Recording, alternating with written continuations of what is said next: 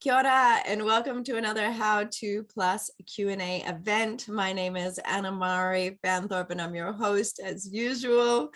Today we have a really great topic. I know that it's been on people's wish list for quite a while. We're talking about understanding Google's algorithm. I mean, Google just drives everything. So this is super important stuff. And I'm really looking forward to delving into this topic. So we've got Vanessa Minkley from 369 Collective with us today. And she's a returning guest and super knowledgeable in this area. So I'm looking forward to what she has to offer us digital boosters so we can up our Google game.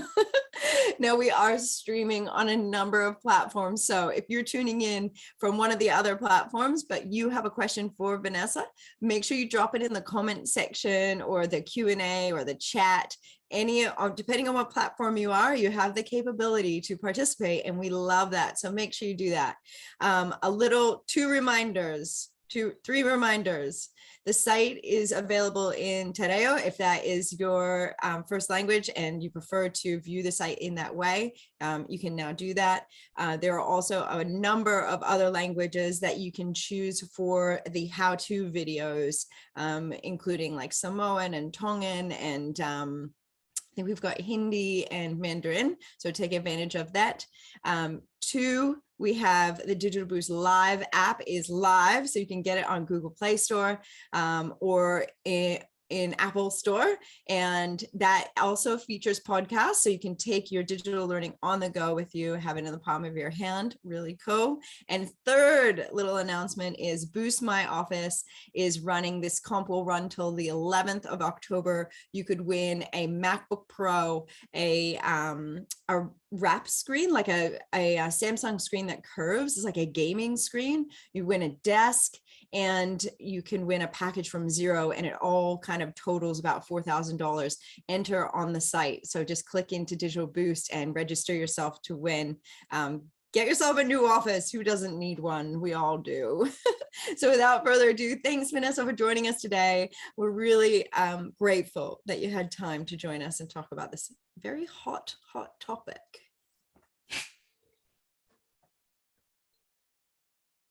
Good to go? Yeah. All right, cool. Let's share my screen. Yeah, fantastic.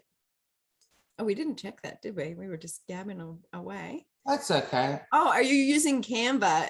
I am. You know what? That's so cool. I saw that they've got that feature now, and you can make just beautiful presentations now with that. You really can, absolutely. I mean, Canva is really great for a small business, even at the even on the unpaid non-pro version. It's never gonna to take the place of actual graphic design, because it's not really print quality. But for this kind of thing, it's perfect. For social media, perfect, easy. Yeah. You can even go in and create a brand kit, so you can put your branding, your colors, your fonts, and all kinds of things. Yeah, it's really cool like that. Okay, I'm gonna let you drive, and I'm gonna make sure everything's working in the background. All right, cool. So I've kept it really simple today, because this is a very complex topic, and I could probably talk about it for a whole day. But we don't know all the complexity. There's hundreds of thousands of different things that go on Google, over 800 updates and several core updates that happen. So it's important that you know these updates, and I make sure that I know them so that I can, help you guys adjust your websites and things accordingly, because sometimes a core change can make a very big difference to your rankings and search results. So I'm just going to go over the things that we do know, and just a brief bit about us. We're a collective of trusted entrepreneurs, and we know what it's like to own a small business and run a small business and the challenges, and we all offer a 30-minute consultation. So if you look at these figures here, it's staggering. That's what you're competing with out there. You're competing with all the, I'm not going to read all these numbers, but the most important thing to remember is that Google is responsible for 94% of all search results in New Zealand. So Google is the search engine that you need to appeal to the most. 92% worldwide. It's never been closer. The 2% is New Zealand. And since COVID, this is just, it's skyrocketed. The amount of particularly women in business has grown phenomenally. So as I mentioned, Google's algorithm can cause you a few headaches as a marketer, and most small businesses are generally doing their own marketing. So it's important to keep up to date. And I have resources at the end where you can go and you can read in more detail about Google.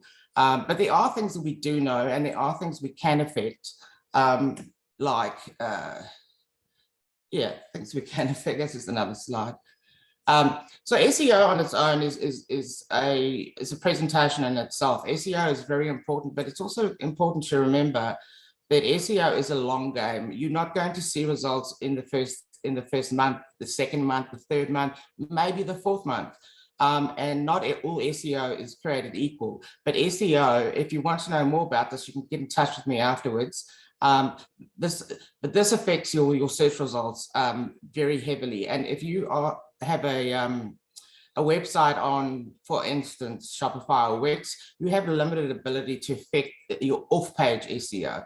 But without on-page SEO, off-page is a waste of your money. So you must make sure that your on-page is done. And this is something you can actually do yourself. And I can explain this in more detail at another time, because it's pretty complex.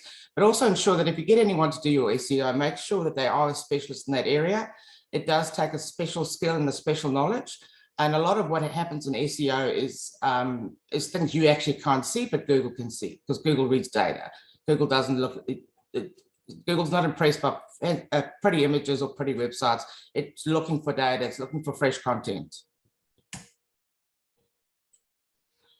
So a sitemap is critical. A sitemap is kind of like a restaurant's menu, right? It's like, it tells Google what pages what page one is about, what about us is about, what contact us is about. But without a sitemap, Google has a very difficult time navigating your website. So it's very important that even if you have built the website yourself, that you do have a sitemap, because Google's algorithm is geared to actually look for it. And it's also important to know, I haven't put a slide on this, but Google's algorithm is not geared up for social media. The only time a social media link will come up is if people actually type the name of the business. But if you just put in keywords in, your social media is not going to come up, because that's not how the algorithm is geared. So page speed. Page speed is always been a critical factor. Back in 2010, Google announced that they were unhappy with the quality of websites out there, because it was giving their customers a poor customer experience in terms of load speed, in terms of quality of images, in terms of just the general quality of the actual websites. And Google's main objective is to provide the customers with a great experience. In other words, they want their customers to be able to find what they're looking for in the quickest amount of time with the most accurate results. So this is where your hosting is really important. If you can't affect your hosting, then it's a little bit limiting, but it's important to compare hosting, and price is quite a determining factor. Price is, if you're paying $199 or $499 a month, you're not going to have great quality hosting. So there's different kinds of hosting. There's hosting that's like a fiber connection for your website, and then there's hosting that's like you're sharing one Wi-Fi connection. So you also need to look at the size of your images, and there's loads of other factors. You can Google page speed insights, and you can actually go in there, put your full URL in, HTTPS and the rest, and Google will tell you where you rank. You want to be ranking in the green area, so 90 to 100. That's gonna what that means is this is a Google test, so they're not trying to sell you anything. And it's the only really reliable one to use, because they just telling you exactly what they think of the website and what kind of authority it has. The higher the authority, based on the various factors I'm going to talk about today, the more better they're going to rank you. The things they don't like, so the poor page, if you've got a slow website, they will automatically penalize your website. content relevance. So it's very important that you, I've spoken to a lot of small businesses and sort of said to them, have they identified their keywords, 6 to 10 keywords that they want to be ranked with. There's always going to be keywords that are competitive, but there's also important to have keywords that are more specific to your business. A copywriter here is key, particularly a copywriter that knows how to write SEO content. Back in the day, we could keyword stuff, but now Google will actually penalize you. And if you do enough wrong things with Google, Google will go stick you on page 100 and it'll leave you there forever. So it is very important to read more in depth, following this presentation, to read more in depth on, and I will share the links later on. But a good copywriter, honestly, it's worth its weight in gold. It really is. Even for myself and my own website, which is not quite launched yet because I've rebranded. We have difficulty, human beings have difficulty in writing about ourselves or bragging or whatever you want to call it. So it's important that you have at least 6 to 10 keywords, and you need to make sure that it's placed strategically in your website, but not stuffed into one. And particularly the homepage. The homepage should be as clean, simple as possible. People are going to land on there and you want them to immediately know exactly what you do within 3 to 5 seconds, because that's how they will form their opinion. If that homepage is confusing, it's got too much things going on, it's got banners that are moving all the time, people are going to leave because they're going to be overwhelmed and they don't know exactly what you do, and they're just going to leave. So a big key is to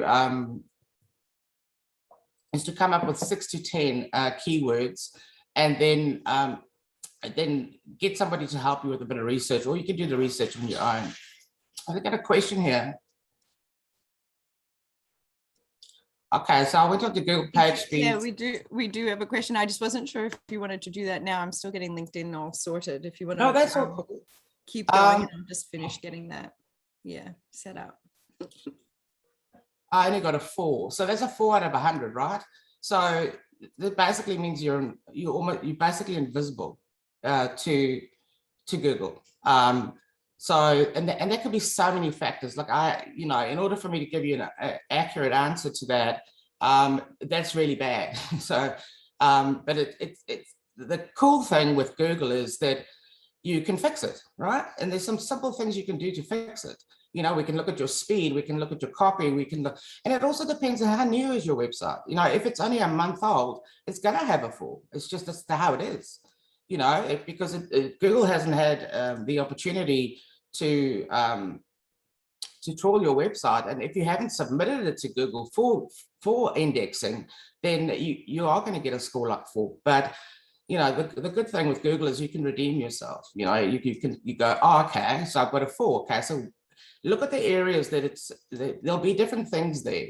There'll be something 12 years old. Wow. Okay.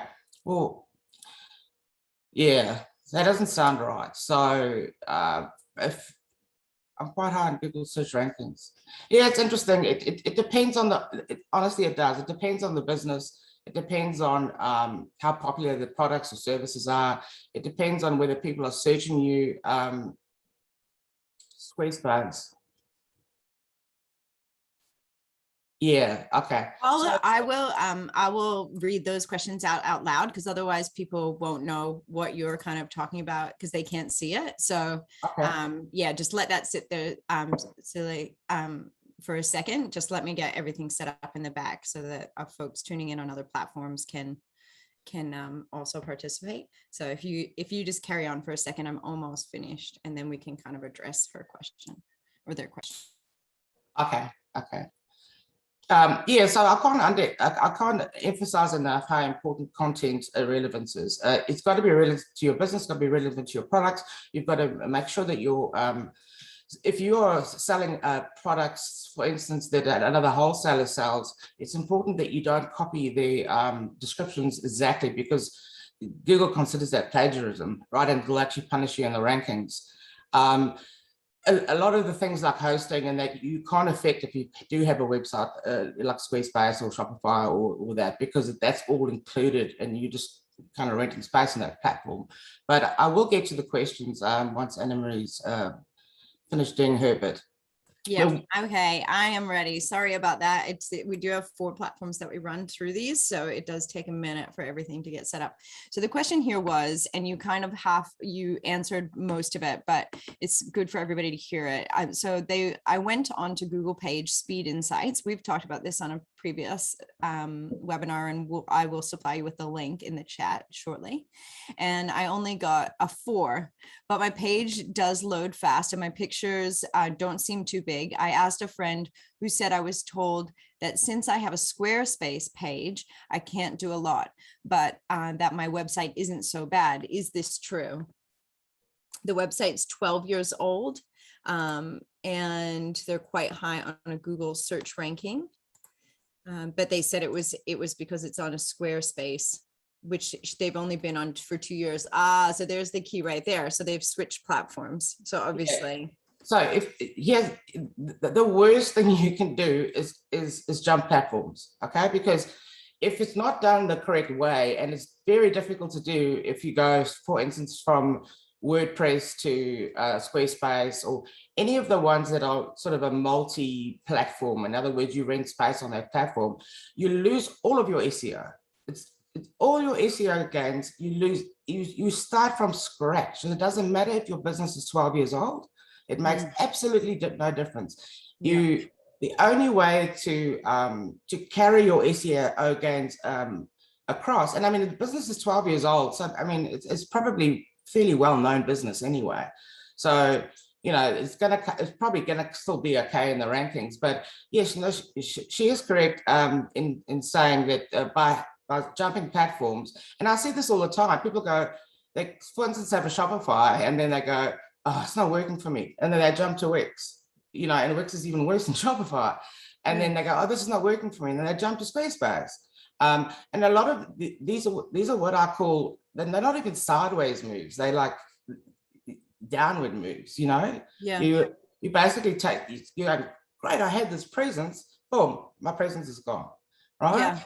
Yeah. And that's the key. Don't jump platforms. Just try to optimize the platform you have. And try to have a platform that is that you can affect the outcome the most. In other words, you've got the most control. You've got control on your hosting. Because otherwise you're just limited to what the platform offers, right? Yeah, I mean, like those platforms, I believe you told me, like Squarespace and things like that. Like you are limited in some ways because they're designed so that anybody can kind of walk on and build it. You don't have as much control if I guess you can't write code, because I think you can do some things on some of those platforms if you know how to write a bit of code. But if you're like me, you don't know how to write any code. Yeah. But there are some limitations on those versus WordPress or something where you have a lot more control. I guess the key there, Anna Marie, is that you can even on Shopify, you can code, but you're really only coding the template. You're not actually coding the source code. And I've often described this to people, if you look at an iceberg, the 1/10 above the water is beautiful, but what's holding it up? 9/10, yeah? That's the juicy stuff that Google's looking for, data. Google's looking for data.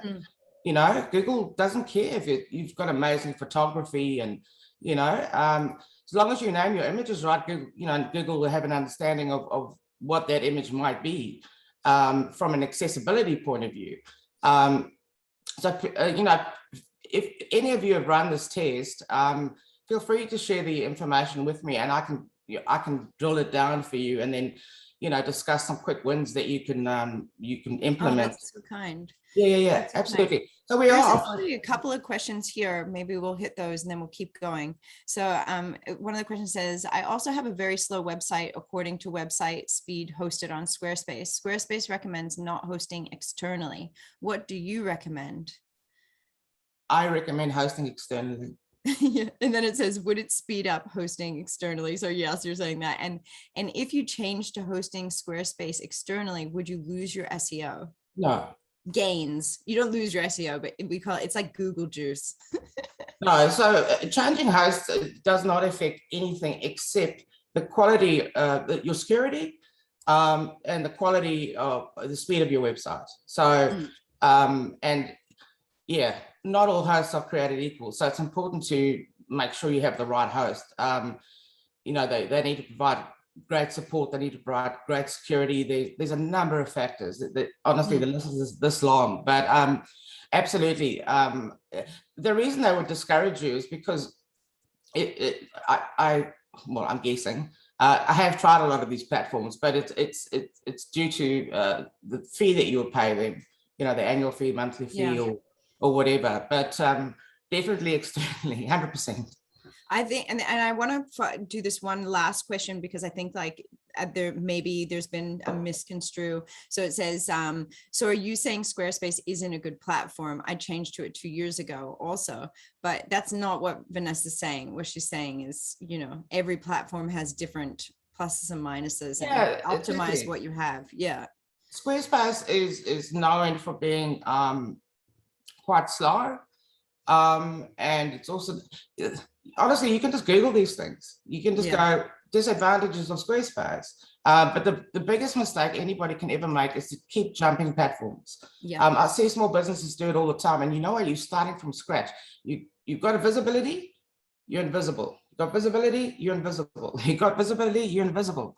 So that's what keeps happening. A good web developer, it can actually take your SEO gains and carry it over to a new website, right? But they're very difficult to do on these SaaS platforms, where they, so you've got one big platform and you all sit underneath it and you all kind of share the same source code, where when you have a standalone website, you can affect everything. You can affect your source code, you can affect your hosting. And a lot of the SEO juice, or Google juice, what you want to call it, juice. it's you can't see it, but Google can. Google can see it. And if you keep remembering 94%, 94%, 94%, then, you will, like I said, at the end, I've got some resources, and anybody's welcome to, do a free website audit and talk you through it. I'm not saying that Squarespace is bad, but is it limiting? Yes. All the shared platforms are limited. Yeah. That's just how it is. Cool. Great. Let's hold on that follow-up and keep going, because otherwise we'll just get lost in that. We will not get through your content. That's all right. So site design is also important. So one of the key factors for Google is the user interface and the user experience. So UX and UI. So this is where pre-planning your website is key. You need to have a visual representation of how this website's going to look before you actually go in and start building it. And it's best to do this offline. It's basically called a wireframe. So this is very important. If Google determines that your website has a poor user interface or a poor user experience, it'll penalize you in rankings. It'll automatically push you down, and it will favor websites with a great user experience, great user interface. These are things that you can change yourself, but it is a bit of a specialist field, because unless you know exactly what's going on with Google and the complexities of their search results, which honestly is like there's 800 changes per year plus, and with each, for instance, UX, there'll be about 1,000 different variables for UX. For UI, there'll be about 1,000. So it's really a complex thing. But the good news is that you can change a few little things by having things set up like Google Analytics. Make sure that you've got that so you can see where the friction points are and the bounce rate. If you have a high bounce rate, Google will push you down in rankings. Google knows it, because if you've got Google Analytics connected, Google actually monitors what's going on your website. So that's a really, really important factor. Is there a question? Yep, there's a follow-up question that just said, changing platforms but keeping the same web address doesn't help, ? No, it doesn't help. Okay, thank you. That's it. That was the only question hanging. A domain is a domain is a domain is a domain. the more relevant you make your domain in terms of what it is your business does. So a lot of people will use their names, for instance, if they're coaching, and that's great if you want to do personal branding. But you know, when people, I mean, you would know, Anne-Marie, when you search something on Google, you see what pops up. Always there's sponsored stuff. I never look at that. But you will, whatever domain is more close to what you're looking for, that's what you're going to click on, right? Yeah, exactly. Like sometimes people's websites are pretty out there and it doesn't relate to what they're actually doing. And even though some titles are quite boring, like I found it really interesting. We used to know like a yoga studio, and it was just the name of, like, it was the type of yoga and the town name, and that was the name of the business, you know, and it said yoga in it, and it was like, it was top on the results because it just, like, people searched yoga Newcastle or yoga, you know, there's and so it would always pop up because it's just in the title of the business, and the web address URL was that, you know. Super interesting. So the other key thing also is if you're only servicing or selling product in New Zealand, don't have a .com, okay? Because New Zealand results will always favor .co.nz or at least .nz. So when you're buying a domain and you really want to make sure that no one else gets your domain name, I always recommend buy all three. They cost $28.50 a year each. You can go to First Domains, they're great. It doesn't really matter where you buy your domain from, honestly. A domain is a domain is a domain. But I always recommend buy the .co.nz, buy the .nz, and buy the .com. Face Google with .co.nz and redirect the other two. So you only ever pay one hosting, but you're redirecting the other two. That means that's so smart. Sorry? That's so smart. I said, and the question here is, what about .kiwi address? No. These are gimmicky ways of hosting companies to sell more domains. You know, they don't help.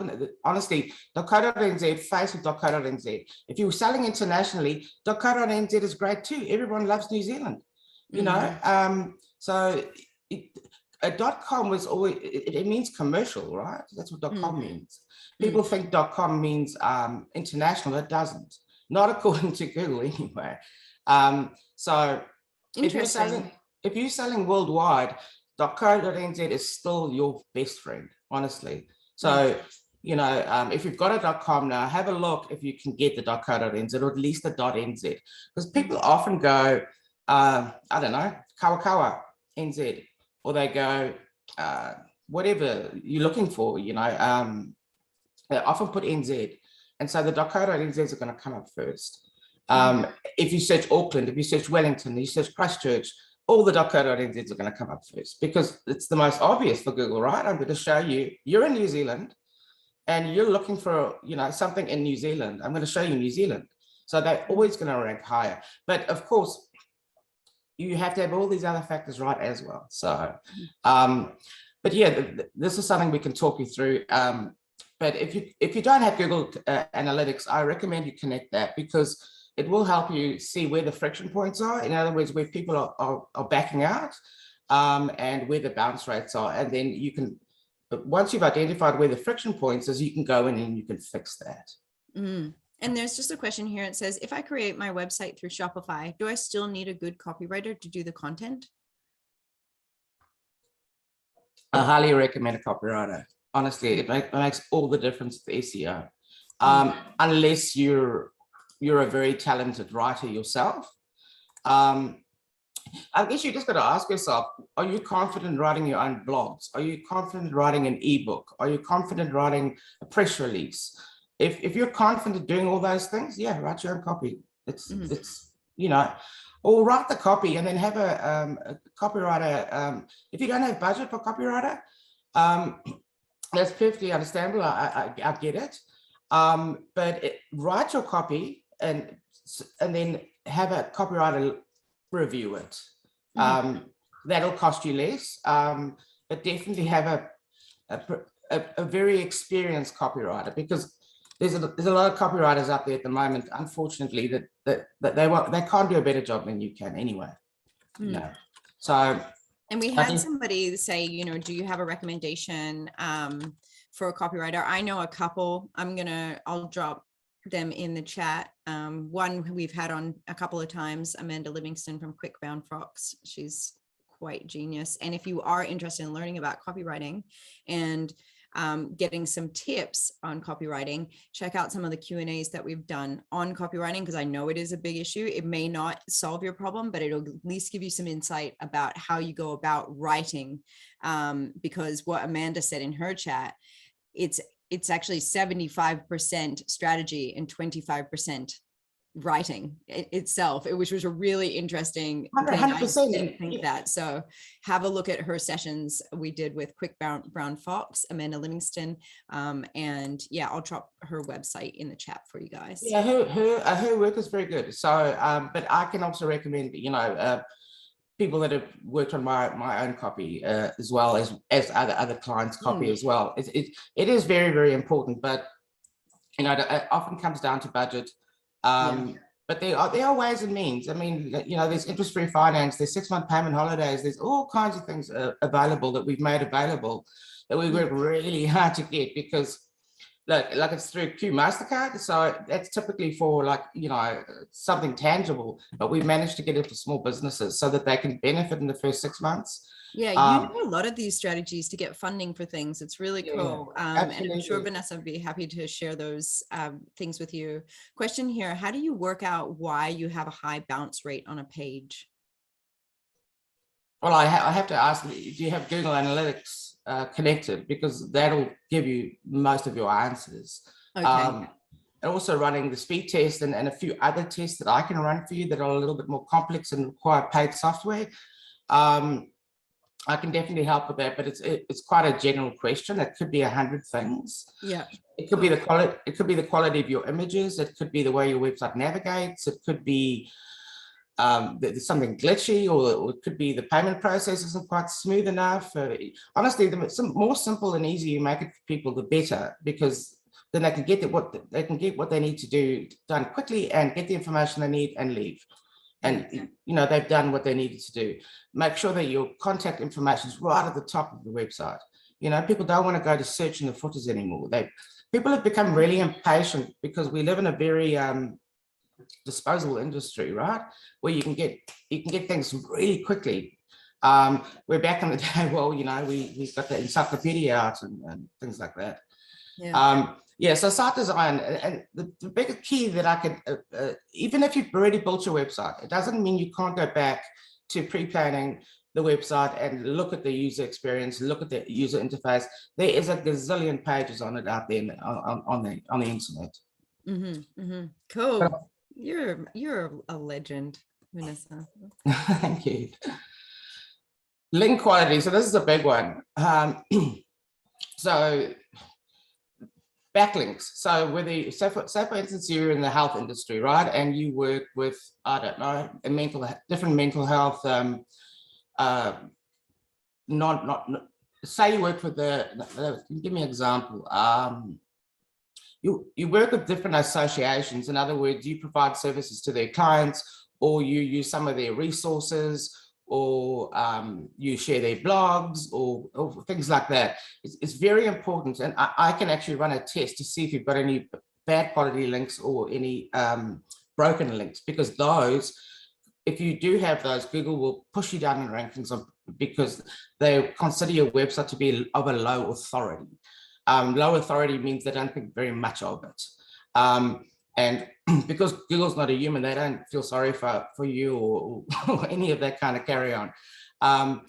So it's important to have high authority links, and that is another website linking to you, and that you linking to another website, because you basically then bounce off their authority. So if they've already got, say, the Heart Foundation, or say any of these websites that already have a high authority, if you link to them, or vice versa, that is you're basically going to be sort of piggybacking on their SEO, on their SEO gains, on their search engine optimization, all of those things. So backlinks is backlinks and links from your website, and backlinks is links from other websites to yours. So whether it's sharing your blogs or so make friends with the other websites. And the easy way to do this is to put yourself in every free business directory that exists, right? That's what people that provide poor SEO do. That's all they do, right? Because it's not enough when it comes to SEO. But basically spend 5 minutes a day and just go and paste your full URL and all your make sure you use all your keywords and put it in every single free business directory you can find. Put it in Compass NZ, just put it everywhere. Put it on Neighborly, put it on Trade Me, anywhere, wherever you can put it. The more places that your business is, your URL is, the better your ranking and the better Google can find you. It's when someone searches for your kind of product or service. So yeah, 5 minutes a day, just go put your website everywhere, put it everywhere, and make sure you carry on those keywords. It's but yeah, don't put it if the website is shoddy, like it doesn't look good, don't put it there, right? But if it looks okay and it forms okay, you put your website there. But the links that you put on your website, you must make sure that they are of a high authority. And it could be an association, it could be a bunch of things, but I'm actually going over this next month. This is quite a complex subject, but I'm happy to talk to anybody about it. Yeah, I'll just let you guys know on 8th of November, Vanessa's going to do what are backlinks and why are they so important. So if you want to tune in for another session with Vanessa, then that is your date. Book it in, 8th of November. So mobile friendly, this is a huge one. Worldwide, it's 54.8% of all global traffic, and it's consistently hovered around the 50% mark. In New Zealand, it's actually higher. It's about, I think it's around 66% now of all web searches and purchases are now done on mobile. And you got to think of it this way: with COVID lockdowns, there's only so many desktops in the house, right? So what is the rest of the family on? That my daughter's got a part-time job, and so what does she do? She buys clothing, jewelry, all kinds of things. And what does she use? She uses her phone. So if the website is not mobile friendly, and the Google one it's not that accurate, right? There is a Google one where you can type in whether the website's mobile friendly, but it's actually better to do this manually.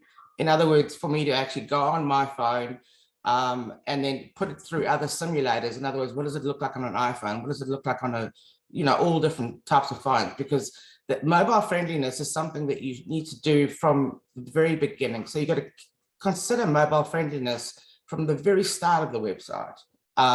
It's not something you do at the end. It's something you consider the whole way through. Because all of you must have gone on a website before where like the image is off the screen or the banner is, or you can't access a certain part of the menu. So this is really important. People will just leave instantly. If they can't work it on their phone, they won't even try to put the phone in landscape. They'll just leave because there's so much choice out there, and that's excluding tablets. So that percentage is a whole lot higher. So it's very important that your website is mobile friendly, and test your website. Ask your friends to test. Everyone's got generally different phones, either Android or iPhone. Get your friends to bring up your website, take screenshots, test the menu, pretend to buy something. That's the best way of knowing what kind of experience that your customer is potentially going to have on your website. And WordPress is a great platform, but if it's done wrong, it won't be mobile friendly. It doesn't matter what platform. So the Shopify's and the Wix, they kind of take care of that a little bit for you. But so that's it's really important. So if you include tablets, honestly, I would say that the percentage is close to 70%, because that's just how it is. So yeah, SSL. Now SSL is not expensive, right? It's actually really cheap, and it's included in a lot of hosting. Most hostings. If you don't have SSL security or good quality SSL security, and not all SSL is created equal either, Google will actually put an exclamation mark next to your URL, and if people click on that, it will warn them not to proceed. So a good SSL protects your data. It affirms your identity. It's better for search rankings. So Google will actually ignore websites that don't have SSL. And if you persist with not having SSL, Google will actually turn that exclamation warning sign, it will turn it red.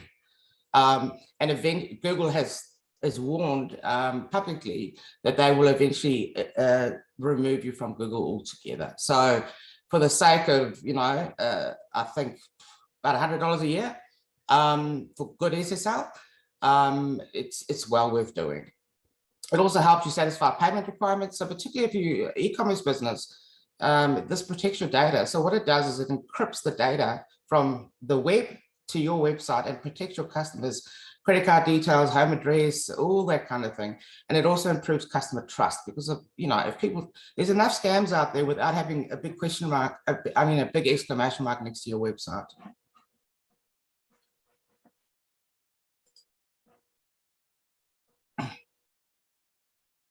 So user engagement. So this is where bounce rates come in and also return visitors. Google can see this, right? Google can see if your website's being visited often, how long people are staying there, how long people are engaging. And you can also see this if you have Google Analytics connected. Google Analytics is not the only one. There is some alternatives that offer a higher, what's the word?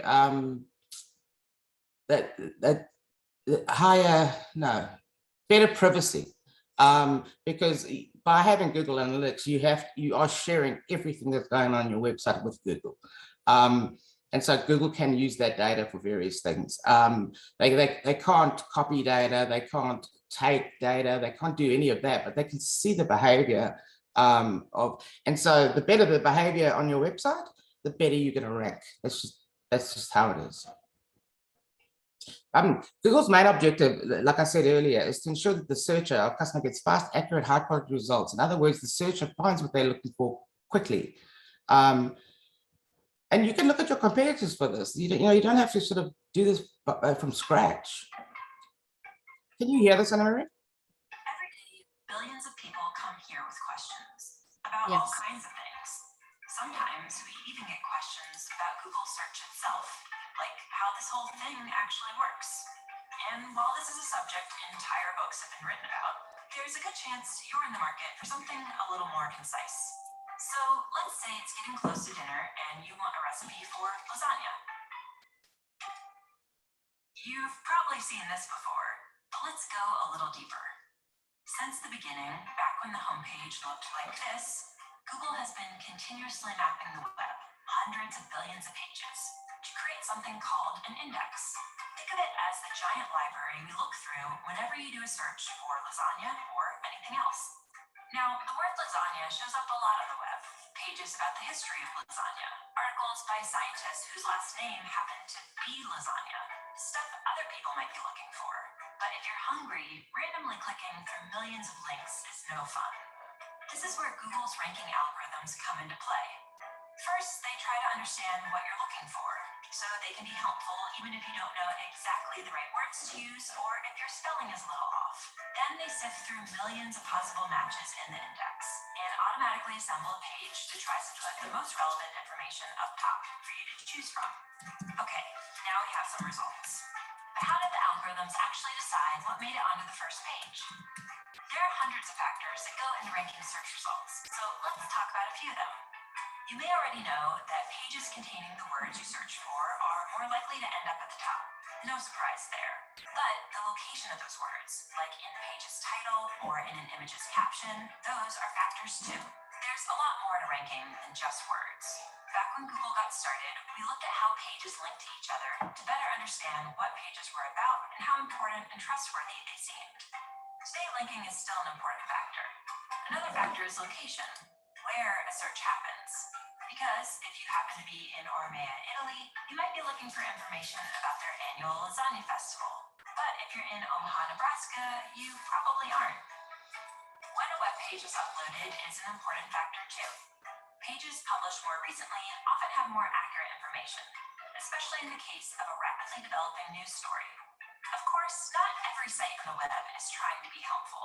Just like with robocalls on your phone or spam in your email, there are a lot of sites that only exist to scam, and every day scammers upload millions more of them. So just because instantvirusdownload.net lists the words lasagna recipe 400 times, that doesn't mean it's going to help you make dinner. We spend a lot of time trying to stay one step ahead of tricks like these, making sure our algorithms can recognize scam sites and flag them before they make it to your search results page. So let's review. Billions of times a day, whenever someone searches for lasagna, or resume writing tips, or how to swaddle a baby, or anything else, Google software locates all the potentially relevant results on the web, removes all the spam, and ranks them based on hundreds of factors like keywords, links, location, and freshness. Okay, good time to take a breath. This last part is about how we make changes to search, and it's important. Since 1998, when Google went online, people seem to have found our results pretty helpful. But the web is always changing, and people are always searching for new things. In fact, 1 in every 7 searches is for something that's never been typed into the search box before, by anyone, ever. So we're always working on updates to search, thousands every year. Which brings up a big question. How do we decide whether a change is making search more helpful? Well, one of the ways we evaluate potential updates to search is by asking people like you. Every day, thousands of search quality raters look at samples of search results side by side, then give feedback about the relevance and reliability of the information. To make sure those evaluations are consistent, the raters follow a list of search quality evaluator guidelines. Think of them as our publicly available guide to what makes a good result good. Oh, and one last thing to remember. We use responses from raters to evaluate changes, but they don't directly impact how search results are ranked. So there you have it. Every time you click search, our algorithms are analyzing the meaning of the words in your search, matching them to the content on the web, understanding what content is most likely to be helpful and reliable, and then automatically putting it all together in a neatly organized page designed to get you the info you need. All in, 0.81 seconds. Wow. Anyone else ready for dinner? Interested in learning more? We've got a whole website dedicated to how search works. Just click right here. Want to read the search quality rater guidelines for yourself? Click right here.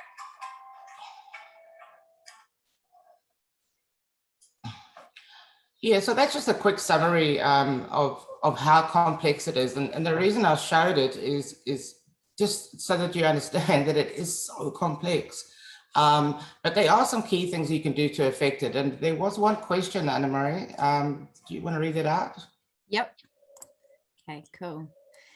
So it says we have analytics and a high bounce rate due to overseas people going onto our site, but we're a local Auckland service business. How can we stop this from affecting us with Google? Good question. It's a very good question, but it's also a very complex answer. I don't believe that overseas traffic traffic is great. Any traffic, on a website is great. So I don't. Maybe someone told you that, or it depends. I need to look at the website. I need to run a few tests. I need to, it's not a simple answer. You kind of, and it might be to do with the domain. Is it domain.com? What is the domain? Should you have .co.nz? It depends. Some questions are just not easily answered, Anna Marie. It's just there's too many variables involved. But look, that's okay. We understand that. We understand that this is not a simple thing. Honestly, it's a huge subject, and as long as you look, I'll share this presentation with you and with all the links. I've actually got a bunch of. Oh, sorry, my bad.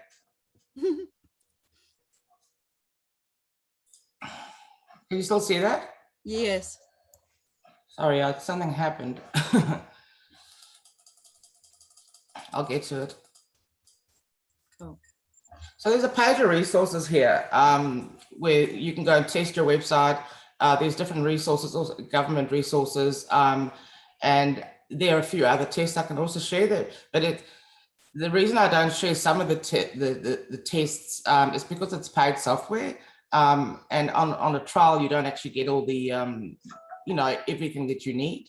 And also it's difficult not difficult, but you need a particular skill set and knowledge to understand the results, because otherwise, for instance, you put yourself in the speed test and you get 4. I mean, you think, oh, my website's so bad. But honestly, there are things that you can do almost immediately that can improve that ranking. I've had consultations with people I always say to people, get a pen and paper and write down some of the things I say. And they've come back to me at the end of the day and they've already improved their rankings. Yeah, So it's not all doom and gloom. Honestly, if your website's not ranking great right now, it's very redeemable. But we've got to make sure that we eliminate things that Google. It's a big no-no for Google. So because once Google establishes you as a poor authority, and you've got poor authority backlinks, you've got poor authority content. Google will keep you down unless you do something quite remarkable. So it's important to, and never copy content from another website. That's like, I know a lot of people do it. Like for instance, I was selling, I don't know, do we all know what Trilogy products are?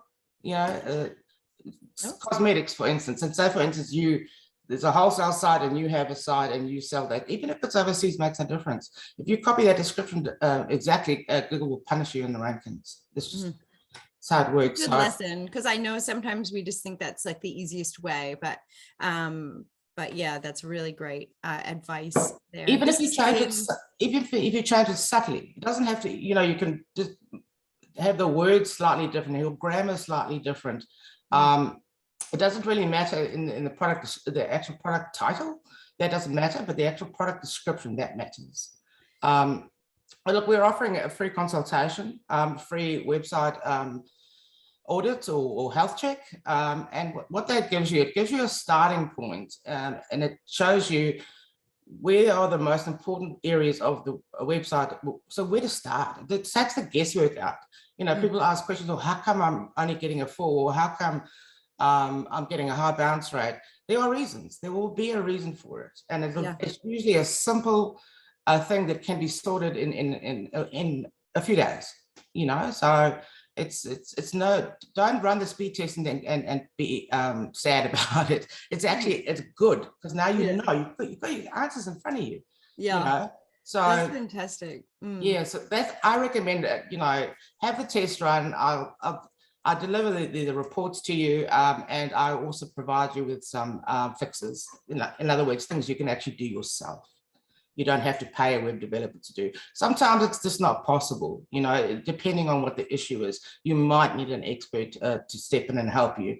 And it's also not, you can't keep putting band-aids on your website. Google doesn't like that. Oh, that little bit, fix that, and then leave that, and fix that and leave that.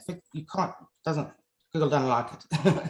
So that's basically the presentation. I can take any questions.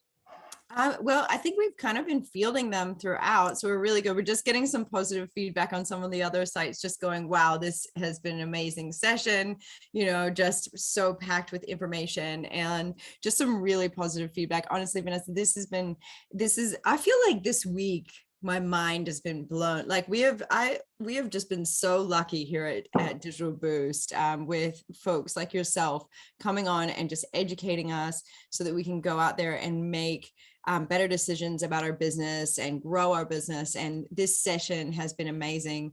So you're going to send me this presentation. And 100%. Perfect. Okay. All the links will be there. The PDF, I will link up the video I can't embed, but I will put a link to it. It's easily found on Google, but I will put the HTML link in there so people can just put it and go to it. So it's a very complex subject, but this is the most simple way I can put it to you. And I hope, hopefully this has helped. And part of the reason if we're even doing this in the first place is because there's so much misinformation out on the internet. You need to ignore all that Facebook stuff coming at you, or that Instagram stuff. Just go back to basics. Being found on Google and ranking high and getting your bounce rate, it all comes down to very basic elements. So don't get stressed about it. Don't get overwhelmed about it. These things are easily fixed. Honestly, this is not difficult stuff. It's complex, but it's not difficult to fix. So yeah, I mean, if anyone's got any issues or questions, please get in touch. My website's not quite live yet, so Yeah. because I've just gone through a rebrand. I love the new color scheme, by the way. I'm loving Oh, it. you like it? Yeah, because I know what you had before as well. So I love it. I love that green. Like that's beautiful. Yeah, That so the color. other one is Yeah, sort I of love the new logo. It looks good. thank you, appreciate that. Yeah, I cool. appreciate everyone's time. I hope you've learned something. If you want to delve into different areas like SEO a little bit more or something else, please feel free to get in touch. I've made myself available for the rest of today to answer any of those questions. I've blanked out the rest of the day just to answer any potential questions you might have. Oh, that's so kind of you. Thank you so much. I'm really looking forward to your session on November 8th about backlinks. What are backlinks and why they are important? That's going to be an awesome session. And hopefully you'll do some more sessions with us too. We would really love that. So this has been an awesome way to start their day, I reckon. Just lots of thank yous coming through on all the platforms. And I want to say thank you again from Digital Boost. Have a wonderful day, everybody. Ka kite. Thank you. Take care.